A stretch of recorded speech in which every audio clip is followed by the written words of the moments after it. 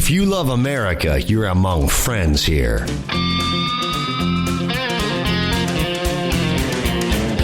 You're tuned in to Rebooting Liberty.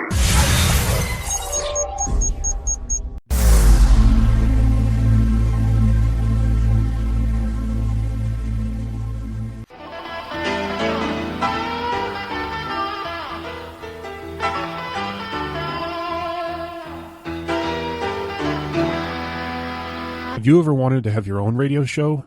Rebooting Liberty Radio Network currently has openings for live programs. For a very small fee, we will create a show intro, bumper music, and provide technical production for your hour-long show. Email producer@rebootingliberty.com for details. You can find us at live.rebootingliberty.com.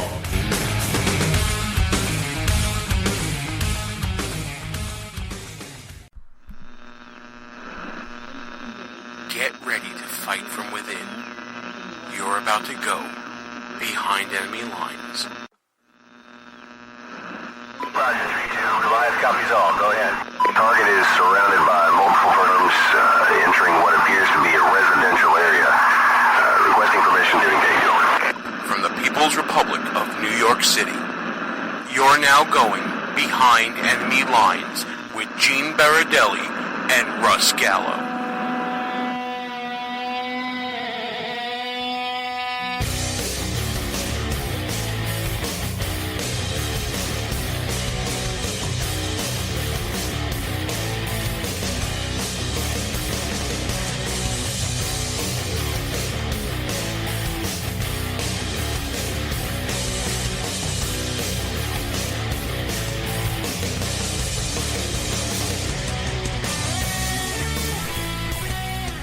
And you are now behind enemy lines.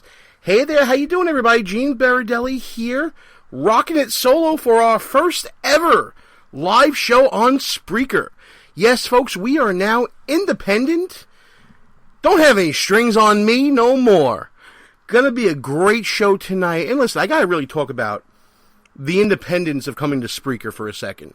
For those of you listening out there, I can finally mention all the networks that we're on, including WNJC 1360 AM, Philadelphia's Renaissance Station, K98 Talk, Rebooting Liberty Radio Network, Red State Talk Radio. I know I'm forgetting one on this, Pundit Press Radio and Sackheads Radio. Thanks for carrying behind enemy lines. We really appreciate it. And that's the first time I've ever been able to mention all of our affiliates and all the places that distribute behind enemy lines from the People's Republic of New York City. I really appreciate the support, the love over the past few weeks and months, and gosh, it's been years. And as we move on to this new venture of being a little more independent, being able to say what we want, being able to do what we want, when we want, all that fun stuff, it's gonna get a lot better for you, our fans, because we've been bringing you a lot more of the great content that we've been bringing you over the years. And tonight's show will be no exception. Tonight we're going to be talking about a couple different things. Obviously, you probably know already what they are. We're going to be talking about the tragedies. I'm getting choked up just thinking about it. The tragedies that occurred in France, in Paris. The resilience of the Parisian people.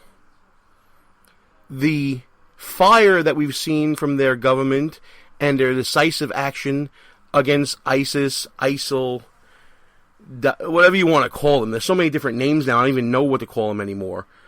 We're going to be talking about that during the show, of course. We're going to be talking about the loony left's reactionary, knee-jerk lunacy that they've been talking about, like how to connect the NRA and Republicans to ISIS. Only the loony left folks can come up with something like that. We will then transition, talking about, of course, President Obama's speech at the G20, the press conference he had there, the press reaction to that, which, by the way, folks, to me, quite surprising. You had some major mainstream networks, heavens be, actually criticize Barack Obama and his approach to dealing with a policy issue. Shocking, I know. We'll be talking about that. We'll be talking about also taking it away from the perspective of terrorism abroad. We'll come back home and we'll talk to former Oklahoma Congressman J.C. about policies within the Obama administration that shows once again that Obama is, as we say in the title of the show, hopelessly unchanged from where he was when he first came to office, trying to make all these fundamental changes to American political culture and society. Thanks, but no thanks. We're kind of happy the way we are. We'll be getting into that, which of course what we're talking about, and JC will get into this during the interview, is the Obama administration's overreach, once again, through the administration of the Internal Revenue Service, the IRS. Then we're going to shift it back to kind of a mix of local, national, international news. Well, of course, we're talking about the refugee crisis from Syria. A couple of differing points of view on that. I think you're going to be surprised with my point of view on this, folks. It's not as extreme as you think, I don't think. Yes, we have to be compassionate, but we also have to be responsible. We'll get into that a little later. But first, let's get right into it. Obviously, what happened in Paris this past week, a tragedy that I think Shepard Smith kind of Fox News kind of put it best. Paris and France woke up to a new world after this tragedy had happened outside the soccer stadium, outside Bataclan. Horrible terrorist tactics. Oh my God, the loss of life. When you see the graphic photos, folks. Now, and you know what? I don't think enough of us have seen the real, raw nature of terrorism. We're shielded by it from the media.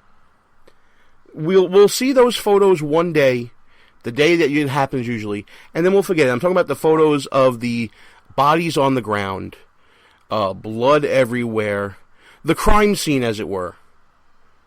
We don't get exposed to that a lot.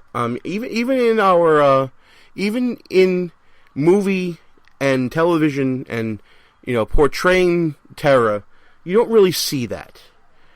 What you see is the cleaned up, edited version. But let me tell you something. Nothing impacts people more than seeing what's real. And when I saw the photos of the grisly, graphic, ghastly scene at Bataclan, blood on the floor, dead bodies strewn on the floor with flagrant disregard for human life. Oh my goodness. People like to think that evil doesn't exist in the world. People like to go about their day. They think they got a good beat on things. They think they have their routine. Everything goes according to plan. I'm going to go to this concert. Next thing you know, your life changes and the world changes. People need to understand this. And I think at least that night we all around the world got a taste of that. I mean, being from the People's Republic of New York City, of course, we have a taste of that from the September 11th attacks. Of course, we know exactly what Paris is going through. We know the fear, the uncertainty, the on-edge moments of we don't know what's going to happen next, the state of awareness around you, the hyper-awareness of what's going on around you. It takes your breath away. The energy that you put forth individually and collectively after something like that happens. Wow. It's one of those singular moments that I hope nobody ever has to go through in their life, what we went through, at least in my family, in families here in New York City, and what people are going through right now in Paris. We all know what happened, but let's just take a quick little recap here. And by the way, while we're talking about this recap, let's not forget that on the same day that this happened, President Barack Obama was on ABC News with George Stephanopoulos, that credible journalist that he is. How does a man who worked in government and was basically a spin doctor and a mouthpiece for a Democratic president get considered qualified to report news adequately and fairly and impartially and as it is, not as he wishes it to be? But let's put that aside for a second. Talking to George Stephanopoulos, saying that ISIS is contained, the JV squad is back in the locker room We don't need to worry about that. We don't need to worry about them. We're doing our job. Everything's A-OK, folks. And then mere hours later, this happens. Let's just think about that for a moment. Take a listen to this. But ISIS is gaining strength, aren't they?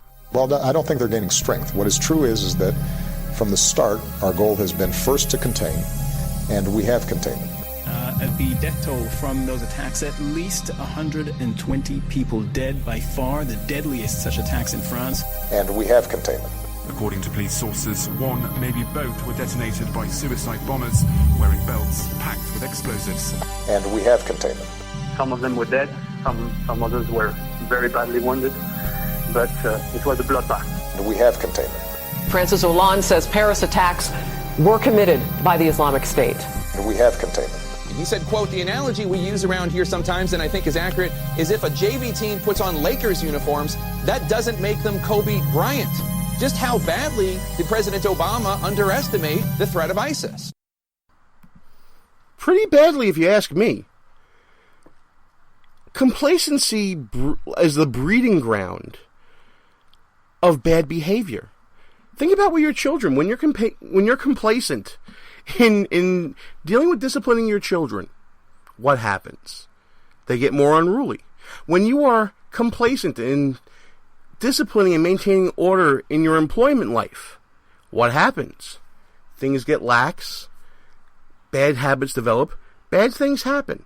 Same thing here. This is not a difficult concept. This isn't even a concept of governing. This is a concept of human nature. If you are complacent, bad things develop. And that's exactly what happened here when President Obama is calling out the JV squad. Sorry, Mr. President, but whether or not they were the JV squad, they are now more than just a regional terror threat. They are a full-on terror threat, a worldwide terror threat. And by the way, they have been for some time now. You just haven't recognized it, and you've allowed them to become more emboldened. They hold territory. They hold another country's territory and have set up shop.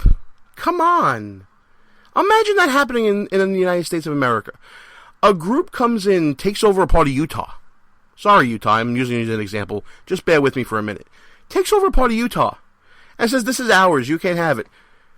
No, I'm not talking about Family Guy, and I'm not talking about, what Peter Griffin did with his house. I'm just talking about an armed group of fanatical thugs marches into Salt Lake City and says, "This is now ours," and they defend it with force. They hold people against their will. They install their own laws. They kill people summarily and en masse and arbitrarily, at least to the outside world. Just imagine that, folks. This is happening in another country, a country that, again, let's not go too far back into history, but President Obama left unattended because he wanted to score political points about pulling out of the Middle East. Mistake upon mistake upon mistake. And now he's starting to feel the pressure about it, even from his own people, with being the press.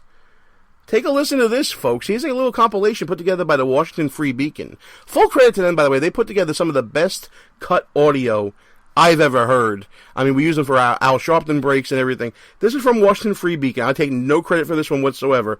Take a listen to the pressure that Obama's under. The terrible events in Paris were obviously a terrible and sickening setback. The United States, in partnership with our coalition, is going to remain relentless on all fronts. We have the right strategy, and we're going to see it through. So with that, I'm going to take some questions. Thank you, Mr. President. 129 people were killed in Paris on Friday night. Is it time for your strategy to change? Have you underestimated their abilities? If I could ask you to address your critics who say that your reluctance to enter another Middle East war makes the United States weaker and emboldens our enemies. With respect to the broader issue of my critics, folks want to pop off and have opinions about what they think they would do, present a specific plan. I don't think I've shown hesitation to act. But what I'm not interested in doing is posing or pursuing some notion of American leadership or America winning or whatever other slogans they come up with. I'm too busy for that. This is an organization that you once described as a JV team that evolved into a force that has now occupied territory in Iraq and Syria and is now able to use that safe haven to launch attacks in other parts of the world. How is that not underestimating their capabilities? Well, Jim, I just spent the last three questions answering that very question. I don't know what more you want me to add. It's been more than a year now. ISIS's capabilities seem to be expanding. Do you think you really understand this enemy well enough to defeat them and to protect the homeland? All right, so this is another variation on the same question. Let me try it one last time.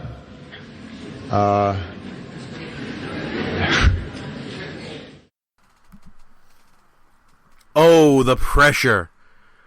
Oh, the shame. The president can't even get love from his own people anymore. Mainstream media is calling him out on his... How would you describe it, folks? I would describe it as lackadaisical, complacent, almost even petulant behavior from the President of the United States, unwilling to admit a mistake, unwilling to change course, hopelessly unchanged. Doesn't matter how many people died. Doesn't matter what happened in France. We are doing the right thing. And if one of my critics, he was more concerned about his critics, folks, than he was about examining his strategy with the media. And if one of you people think that you have a better idea, I want to hear it. Doesn't that sound like a man without a plan? Well, if you think you can do something better than what I'm doing, go ahead. And does he really have a plan? He didn't sound like it to me. He sounded like someone just exasperated by the mere notion of being questioned. How dare you ask a question of me 3 times that I refused to answer the first time? The arrogance, the audacity, if you will, of Obama. So what was the press looking for? You know what? Let's let them talk about it. Here's a compilation I put together from different compilations I found. Different media reaction, and from Bill Hemmer and Christiane Amanpour of Fox News and CNN, respectively. I think there's someone from the New York Times. The New York Times in there as well. I mean, I'm not going to talk about it. You listen to it and you tell me. And I was struck by how defensive he was, how much he's paying attention to his political critics. He answered about 6 or 7 specific charges or ideas that various critics of him, presidential candidate critics or otherwise, have made, and he used them as straw man. I was surprised by his tone. I was surprised by the defensiveness. He said something that was pretty incredible, according to many of the military experts here and around the world who I've spoken to, that our strategy is working. People do not believe that to be the case. The only strategy that's working is the strategy that he tends to dismiss, and that's the ground troop strategy. It's all very well to say the strategy is working, but it doesn't look like it's working when 130 people have just been killed at random in clubs and restaurants and the streets of Paris. And it seems to me that after this, we got it wrong. We said that ISIS was a regional threat. It's not. It's a global threat. If you were waiting to hear a U.S. president say, "I feel your pain," or if you were waiting to hear a U.S. president say, "It's them or us," that is not what you just heard. President Obama called the attacks here in Paris a setback at one point. He was asked, is it time for you to change your strategy? More or less, he said no. Have you underestimated the abilities of ISIS? More or less, he said no. Do you understand how to defeat ISIS? His response, this is a variation of the same question. President Obama has made it quite clear in that Q&A that lasted more than 45 minutes that he has accepted there are evils in this world and evils in places like Paris, France. And this is something that we all must face today. It's a reality in which the world we live. If you're at home wondering with your own set of anger and your own set of fears about what could happen next, you are not alone, because that's precisely what you feel here in Paris, France. And if you're waiting for clarification on your feelings through that Q&A, you weren't going to get it. The president's strategy, as stated over the weekend, continues as is. And if Bill Hemmer didn't just put it all out there for you, let me do it again for you. The death of over 100 people throughout Paris was a setback. That setback will not change the course of American policy as it pertains to ISIL, whatever they're called now. And Bill Hemmer put it out there.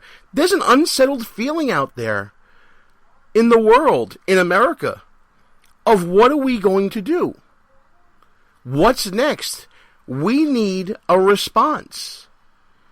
And I'm not talking about a beating of the chest, we're going to go out and bomb them back to the Stone Age response, but a consideration of at least putting soldiers on the ground. How about that?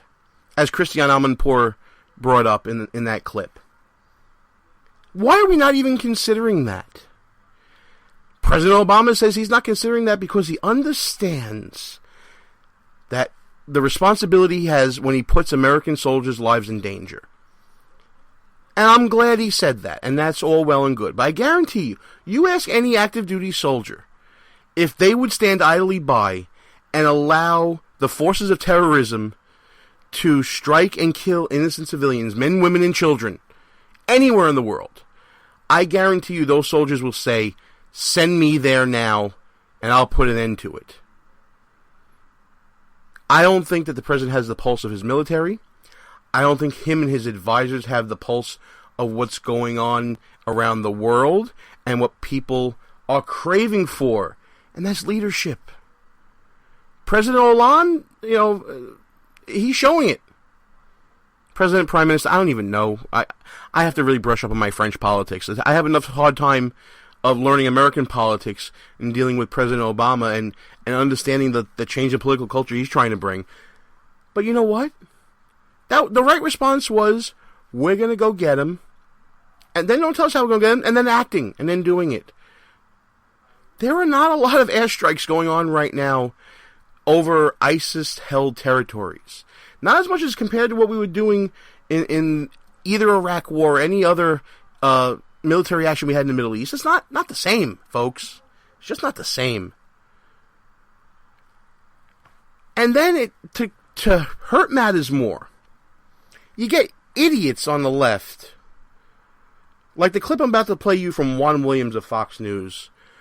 One of the worst statements I've ever heard coming out of any commentator, pundit, prognosticator, whatever you want to call them, in response to the palpable feeling of everyone out there that we must respond when evil rears its ugly head and takes innocent lives.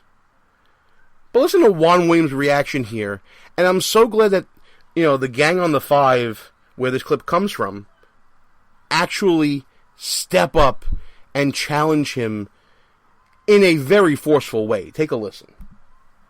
Hey, President Obama, guess what? Americans are dying. Right. Time to get on it. Time to say my strategy instead of defending your strategy. You're losing 30-0, and it's the fourth quarter. Time to get on it. Change your strategy. Recheck that its strategy is working line and come back with something, rephrase it and say we need to retool it and really attack ISIS. That would be helpful. Americans are dying? Yeah, well, an American died in that attack. One American, I said. Oh, my God, Juan. You can't minimize it. How many beheadings do we have to see? Remember James, James Foley, Steven Sotomayor. Yeah. But I'm so curious. Americans are dying. I think you're way. Talk about hype. This is what Obama talks about when people start popping off. You know what, Juan? We're popping off because blood is blood. I don't sit there and say American blood is more than the lives of other people or Christians that are being beheaded or children that are being crucified. Yes, sure. Does that matter to you? Oh, yes, of course. Because our president's not acting like it matters. Is that why you're so concerned about what's going on in Africa with Boko Haram? I am very concerned about that. You know why? Because they've declared allegiance to ISIS, in case you hadn't noticed. And this is part of the ever-increasing caliphate and the complete eradication of borders throughout the world. Wants us to send troops into Africa now? I'm telling you that I have the will to do whatever it takes. And I am not seeing a president that shares that passion. Oh, only one American? Oh, we are blowing things out of proportion. Excuse me, but we have this whole movement in America called the Black Lives Matter movement, right? I guess French lives don't matter to Juan Williams? We're blowing it out of proportion? Come on, man.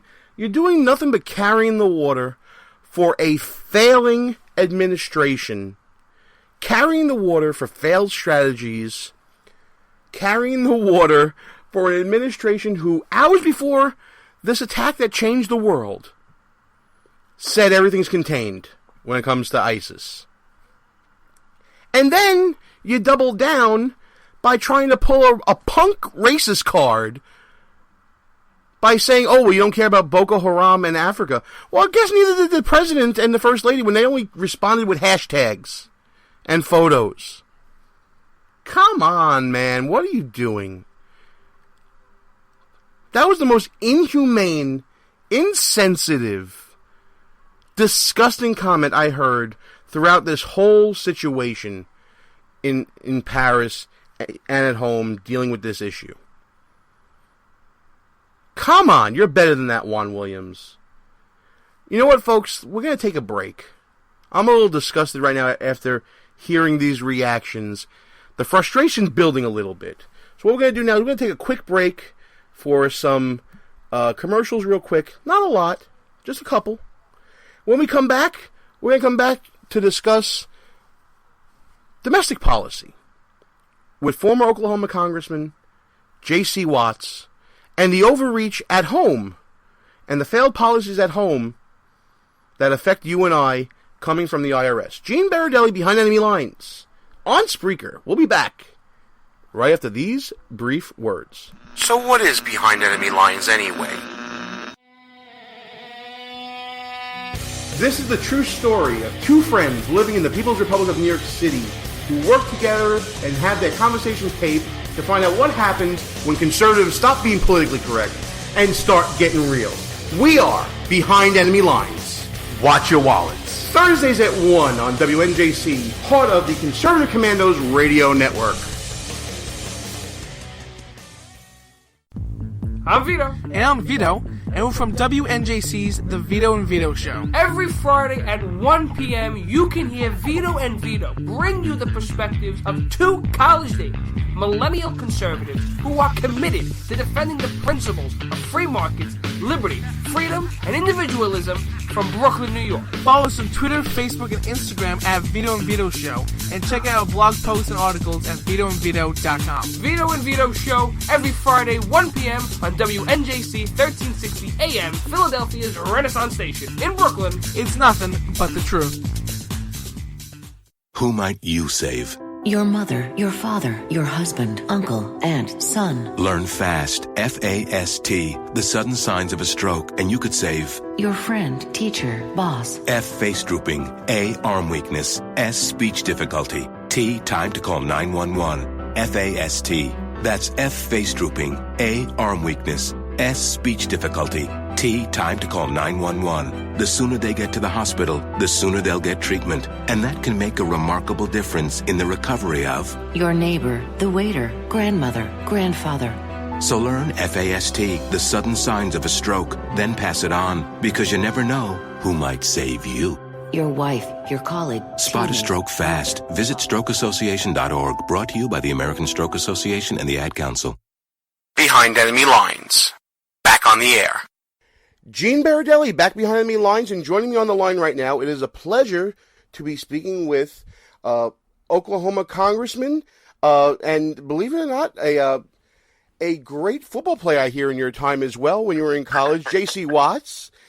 J.C., thank you for coming on the show today. How are you? Gene, thank you very much for having me. I'm doing well. You mentioned my football career. Most folks are listening to this. If they don't have gray hairs, they probably don't remember my football career. You have to have either gray hairs or no hair to remember my football career. So I'm working on more issues today on the economic side of the equation. But nevertheless, I'm delighted to be with you and appreciate you pointing to a little bit of my life in the football arena. Absolutely. So listen, the main reason we're talking right now is because you are currently working to try to get the Fair Treatment for All Gifts Act passed. Why don't you explain to people what that is and tell everyone why this is so necessary and important to discuss right now?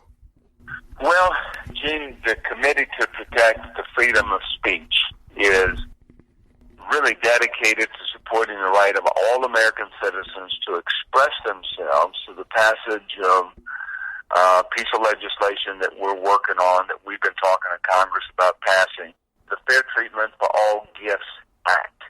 And the IRS is trying to, I think, in some respects, threaten people and trying to say, we're going to be selective about who we tax, or we're going to tax anything that's given over $12,000. Well, there's two problems with that.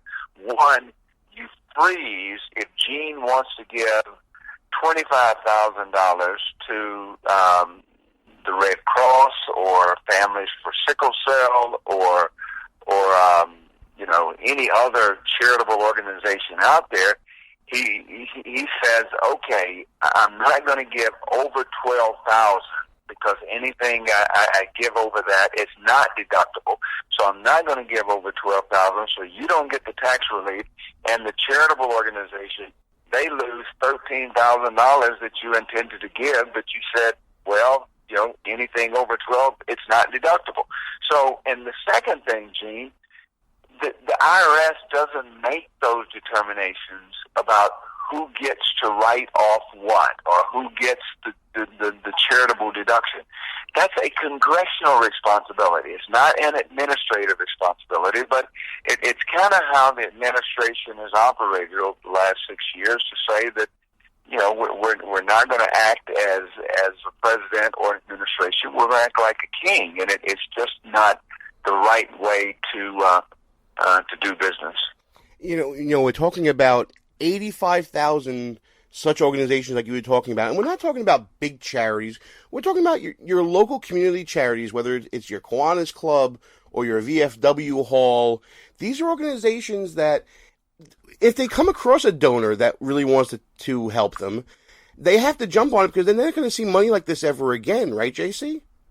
No question, Gene. Bingo. And or it could be your local church or your local synagogue. It could be some faith organization that you give money to. I think, Gene, what was happening here is that on people on the right and people on the left, they give to charitable organizations, and I think it was probably there was some intent to say we're gonna freeze or we're gonna stifle, the giving by these big political donors to charitable organizations, trying to cut their legs or out from under them some kind of way. But the fact is, you don't hurt. If you got a donor that can give $100,000, I don't care if he's on the right or if he's on the left or if he's in the middle. If you've got someone that's willing to give $100,000 to a local charity, your local church, your local Red Cross, what happens is they say, okay, we'll give this end of the year. It's a good cause. We'll get a tax deduction for it, so we'll give them $100,000. But under the scenario that we're trying to eliminate, and the bill that we're working on says No. You're going to get a deduction for whatever you should get. We're not going to stop it at $12,000. So it really does make sense. It's fair for everybody. All American citizens will be treated the same. We've got a very broad coalition of folks. Very seldom do you see, Americans for Prosperity or the Congress of Racial Equality and, the ACLU in the same bed together. But that's how I think how civil this legislation is to say, let's not allow the IRS to determine who gets a deduction. Let's have Congress move on this.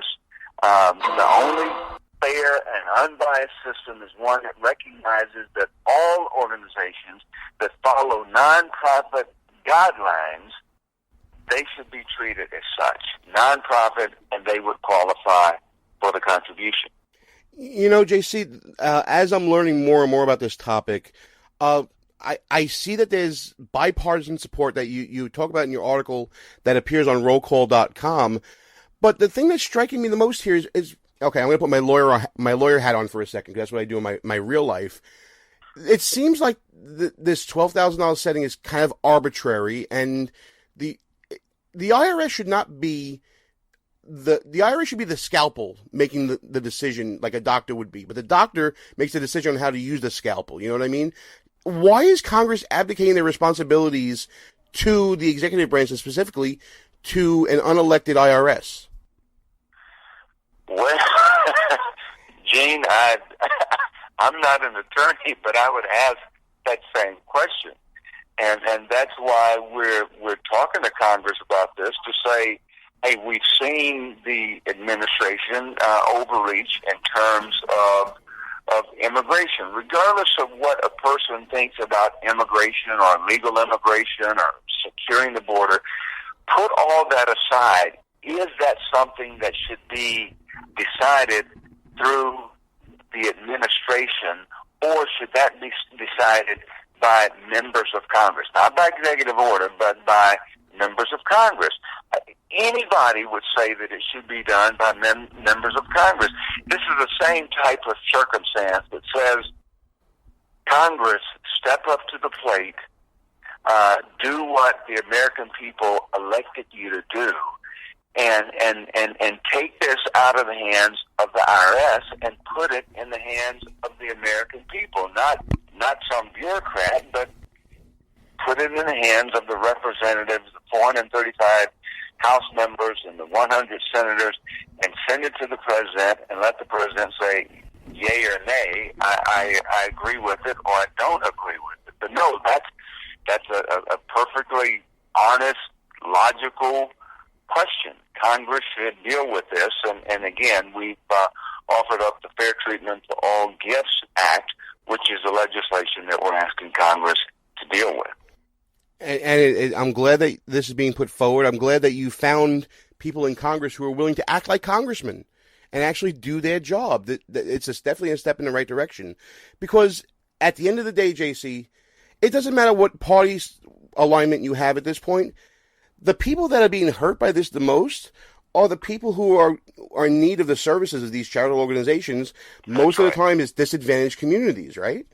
That's right. Gene, you could have a homeless shelter. You could have soup kitchens that qualify for this, as you mentioned earlier. Your local Kiwanis Club or VFW. I give money to my church, and Gene, quite frankly, even if I didn't get a write-off, I would honestly still give to my church. I believe that we are mandated to help and assist those, the least of these. And those are the people that's really going to get hurt, those veterans and the homeless and those who need, a couple of hot meals every day, or your local Kiwanis Club or Rotary Club that does great work in Africa surrounding the polio issue that the Rotary Club does. So it's a lot of good organizations out there. The IRS shouldn't arbitrarily say that, hey, anything over $12,000, it's not deductible. If Gene is willing to give whatever you're willing to give. Some people, it does encourage them, and it is an inducement because they get a write-off, and we think everybody should be treated fairly. And again, it's the Fair Treatment for All Gifts Act that takes the IRS out of the position of determining tax policy. Absolutely. And the other thing that this does is that it stops big government, because when charities fall by the wayside, government's going to be the one to step in, and everybody wants to have control where their money is going and support charities like this. If government's around taking their place, it's not a good situation for anyone, and it just trickles down in a negative way to those people we were just talking about. J.C., tell everybody how they can get in touch with you and support H.R. 1104 if you want people to write their congressman and all that, and also to support you in all your endeavors. Well, Gene, I would encourage anyone listening, I would encourage them to take a look at the legislation, the Fair Treatment for All Gifts Act. This is not a Republican issue. It's not a Democrat issue, as I said earlier. Americans for Prosperity, that would be remain obviously to the right. Then we've got the 60 Plus Association, Congress of Racial Equality, and then we've got, a coalition of organizations, including that includes the ACLU in the coalition. So that's a pretty broad swath of people from left to right that is supportive of what we're trying to accomplish. And so, if you go to the Committee to Protect Free Speech.com, again, that's the Committee to Protect Free Speech.com, and that'll give you a little more insight on who we are and what we're doing. And we would love for people to call their members of Congress and say, why are you not supporting this, or are you supporting this? And at the end of the day, if they're not, we would hope that they would be encouraged to do so. It's a rare pleasure to get to talk about something that actually has bipartisan support, and it's a rare pleasure to talk to you, J.C. Thank you so much for coming on the show. Well, Gene, you're very kind to have me on. Thank you, sir. And it was our pleasure to interview and host former Oklahoma Congressman J.C. Watts. Go to the Committee to Protect Free Speech.com. It's a lot of words, but it's worth going to, folks. The Committee to Protect Free Speech.com. And you know what? We always like to advocate for yourself here behind enemy lines, because nobody's going to do it better than you. Nobody knows your life better than you, right? No politician, no boss, no family member. Your life is your own. So why not take control of it? Go out and read H.R. 1104. See if you believe what J.C. Watts and I believe, and that is that we know what to do best with our money. And we believe that private charity is better than government. Let's not limit giving, especially in this time of year. The season of giving is almost upon us. Let's take control, support those organizations that support your communities in the way that you see fit, not the way some pencil pusher at the IRS sees fit. And do you see the connection a little bit from what we were talking about earlier with Paris and foreign policy, folks? It's a little hard to see, but let me bring it to you real quick. Government is saying that we know better. Government's always saying that we know better than you do. That's not true. Government cannot step into your shoes and deal with your 9 to 5. Government cannot step into your shoes and deal with the decisions you have to make with your family. And government sure doesn't know how to spend money properly and efficiently. You do. You know best for you in your life. So why not take control of it? And in this sense, take control of it by reading H.R. 1104. It's the right thing to do, folks. Find something you're passionate about and just go with it. And I hope you're passionate about your own personal welfare and the decisions that you make financially in your life.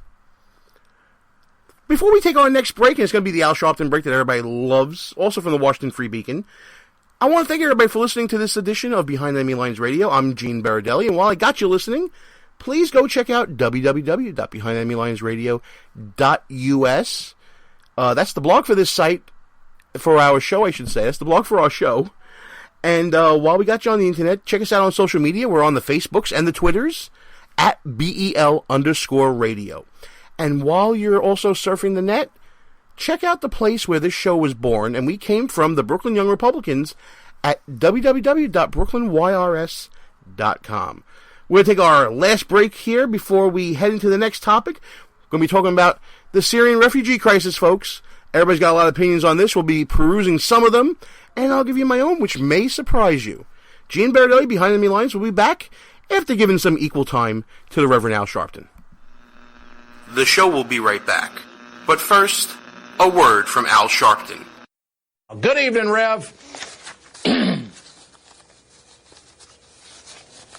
Thanks to you, Ed. Is this Groundhog Day 2? We are watching. That was Attorney General Eric Holder, ABDs, about some Republicans at home are already beating the drums of war. Today, the Pentagon refuted that claim. And he said the American people do not want him to, quote, dwiddling, they do not want him dwiddling his thumbs. You can get a gig as a contortionist. Intravenous fluids and pills coated with gelatin. We don't leave our women or men in uniform behind. It's a monument to the hubris of Dick Cheney, Representative Raul Labrador. Years of abuse. I personally apologize to Mr. Peebles. Just ask to soon-to-be former Congressman. Democrats are outright jitty. CIA's counterterrorism center. Veteran Affairs Secretary Shinseki.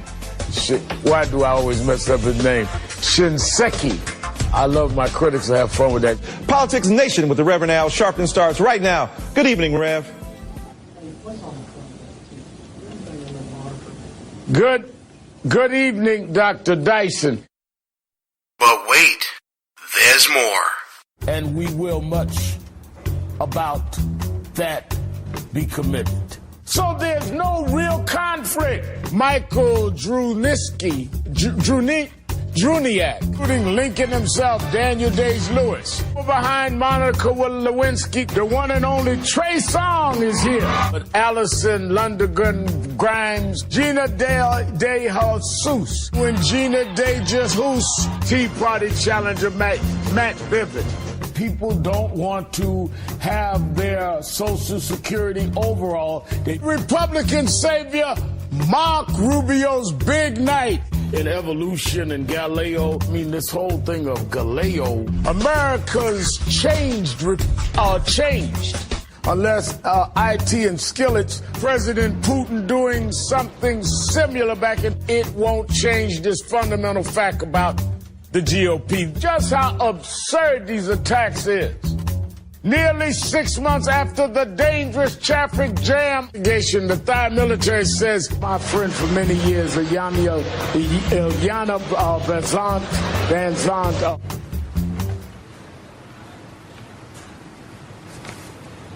There's nothing there. And they gave this guy a TV show? Let's get back to our show. Gene Baradelli, back behind enemy lines. And folks, I'm not going to come off as heartless, I hope, in this segment. But we're going to be talking about the refugee crisis coming from Syria. And I think that we can all say, and I think we can all agree, that whether you are Democrat, Republican, if you're an American, I say that you have some modicum of compassion for people who are less fortunate. I like to think so. I like to think the best of America. I see it in our charitable giving. We were just talking about that with J.C. Watts. I see that when a nation has a natural disaster or a tragedy, America is always the first one to step up with aid and services and support. Yeah, that's the best part about America. We will be there for our fellow man. And it's a beautiful thing, isn't it? As my phone goes off and I'm getting messages probably from some fans. But, yeah, you know what? That is a beautiful thing. And I like to think that all Americans are in agreement with me on that. At least I hope so. But you know what? Compassion only goes so far. I'm not going to give away all my money and end up on the street myself. I am not going to donate all my time and not earn money to support my family. I am not going to put myself in danger to save someone who may be in danger.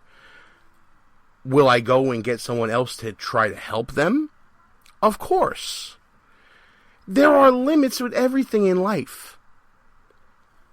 And that takes me to this issue of the Syrian refugee crisis. Of course, America should be always open to refugees in need. Notice what I said there. Refugees in need.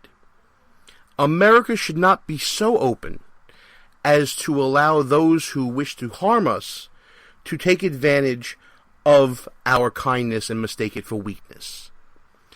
There are these memes going all through the internet that if I have a gumball machine and there are 1,000 gumballs in it and 10 of them are poisonous, are you going to reach your hand in and take some? It's a little over-dramatized, in my opinion. I think that there should be a middle ground. Don't mistake my kindness for weakness.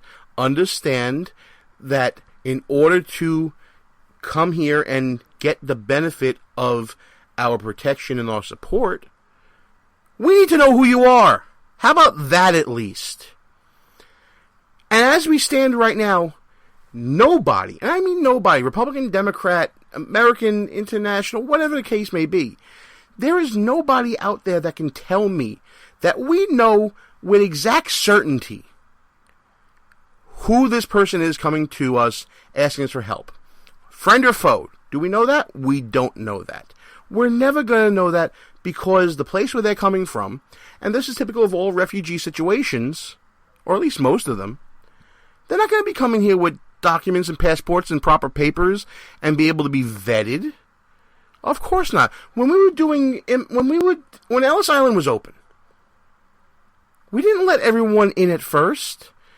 We didn't let people in with communicable diseases. There was quarantine and there was other vetting. We're not going to let you come in here. Hey, here's your land, here's your house, here's your family, here's some money. Good luck to you. We're not doing that. We never did that.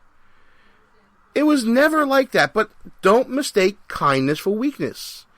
And don't be lulled into a guilt trip. Let's listen to some clips right now. Here's an example of a guilt trip, by the way. This is New York City Mayor Bill de Blasio on CNN from earlier, from this week, talking about the moment that he felt the world came together in Kumbaya and said, oh, these poor people, we must do everything. We must let them in. Just let them in. Just let them in. I know you've seen this photo. It was on the front pages all around the world, this tragic situation with this young boy, I think 3-year-old boy who died, Syrian refugee boy. This photo captured the hearts of the world. We're not going to turn our backs on children and families. It's certainly not the American way. It's not the New York City way. We've been a beacon for immigrants for generations. You can have a strong, careful screening process and still have an open door to people in need. And how are you going to do that, Mr. Mayor? Peter King doesn't know. The majority member on our Homeland Security Congressional Committee, he doesn't know. He tells us our top security people in Homeland Security and in all higher echelons of government don't know.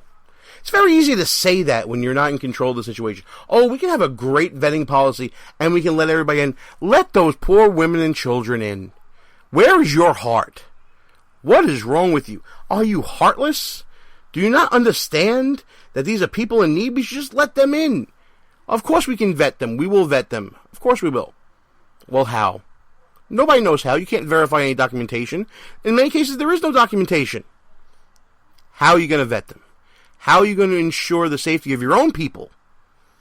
And say, the people we're putting here in this area, in your state, they're okay. They're not going to harm you. They are people in need of our love, attention, support, and we should give it to them.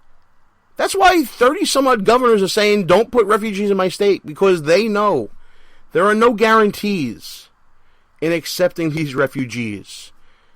Opposite point of view right now, of course, we got to go to the exact extreme opposite. And, of course, I'm talking about Donald Trump. Here's what he had to say about Syrian refugees coming to this country. Now I hear we want to take in 200,000 Syrians, right? And they could be, they could be ISIS. I don't know. Did you ever see a migration like that? And I'll tell you right now, and I'm putting everybody on notice, and hopefully this gets outside of this room, and I guess it will with all these crazy cameras going back there.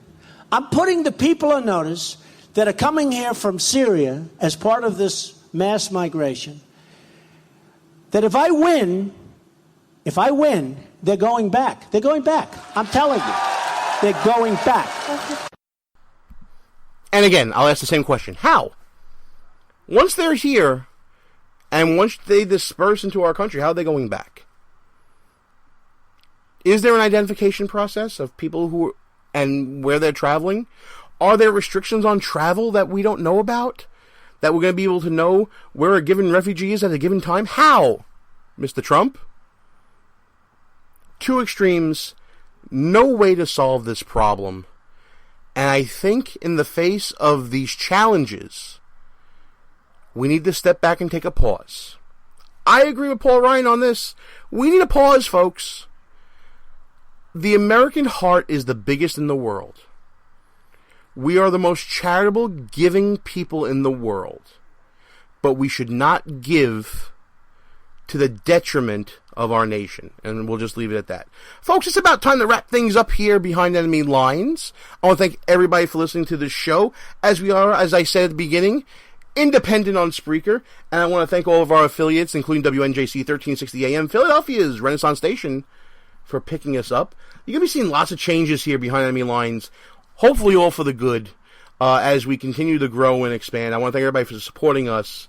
We'll be talking about all these topics. I'm sure we'll be talking about the fallout from France and Paris, and we'll be talking about refugees, because it doesn't look like there's a solution on the horizon, folks, for vetting, for ensuring the safety of our nation, and for making sure that what happened in Paris didn't happen here.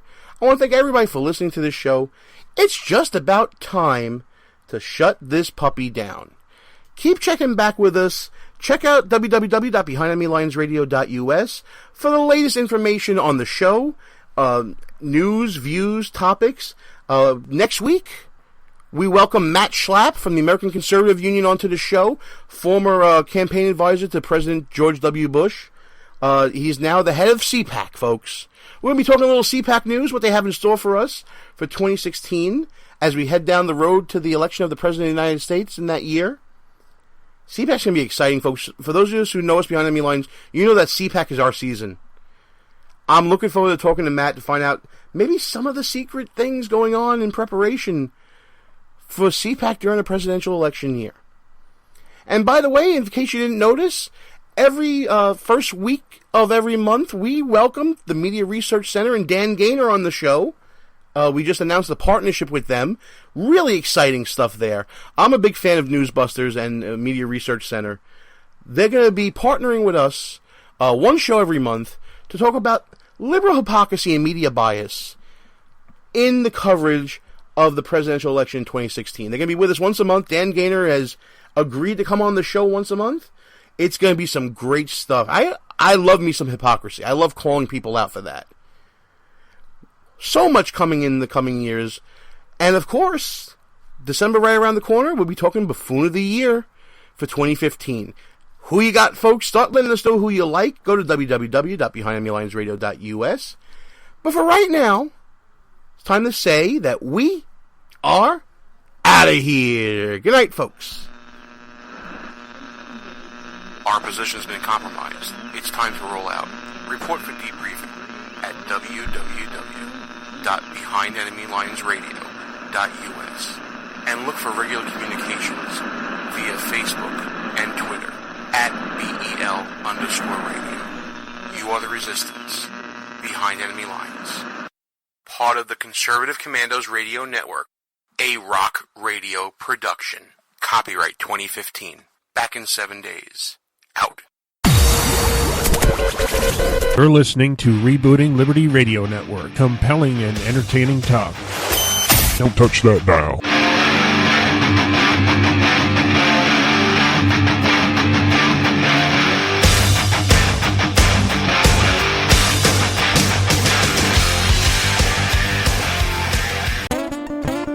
Hey, liberals, why don't you try rooting for your own damn country for a change?